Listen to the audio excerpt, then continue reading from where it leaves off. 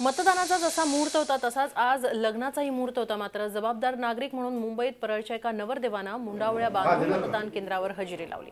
आधी लगीन लोकशाहीचं, मग आमच्या रायबाचं असंच त्याच्या घरच्यांना। असाच एक रायबा ठाण्यातही होता। मुंडावळ्या बांधून दिलीप खाडे यांनी आपल्या लोकशाहीतला हक्क बजावला।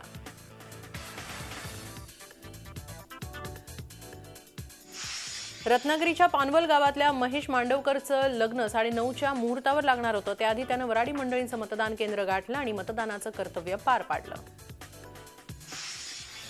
मुंबईतील एक ओली बाळंतीण आपल्या 4 महिन्यांच्या बाळाला घेऊन मतदानाला आली होती। तान्हुल्याकडे बघायला घरी कोणी नव्हतं, मात्र म्हणून कृष्णा मिश्रा घरी बसल्या नाही तर आपल्या बाळाला घेऊन मतदानाला आल्या। छोट्या बाळाला घेऊन रांगेत उभं राहून त्यांनी मतदान केलं।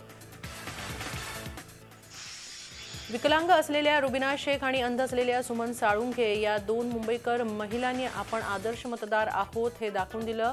रुबिना, सुमन यांच्यासारख्या मतदारांमुळे लोकशाहीचे हात अधिक बळकट होत आहेत। मुंबईत सकाळपासूनच मतदारांमध्ये उत्साह पाहायला मिळाला। स्वातंत्र्यापासून मतदानाचा हक्क बजावणाऱ्या एका आजी सुद्धा पहिल्या तासाभरातच मतदान करण्यासाठी पोहोचल्या। आपला मतदानाचा हक्क बजावून आजींनी साऱ्यांनाच मतदानाचं आवाहन केलं। पुण्यामध्ये सगळ्या जगापेक्षा नेहमीच वेगळं काहीतरी होत असतं। मतदान प्रक्रियेसाठी अनेक कर्मचाऱ्यांनी काल संध्याकाळपासून घर सोडलं होतं। अशा कर्मचाऱ्यांसाठी पुणेकरांनी खास चहाची व्यवस्था केली होती।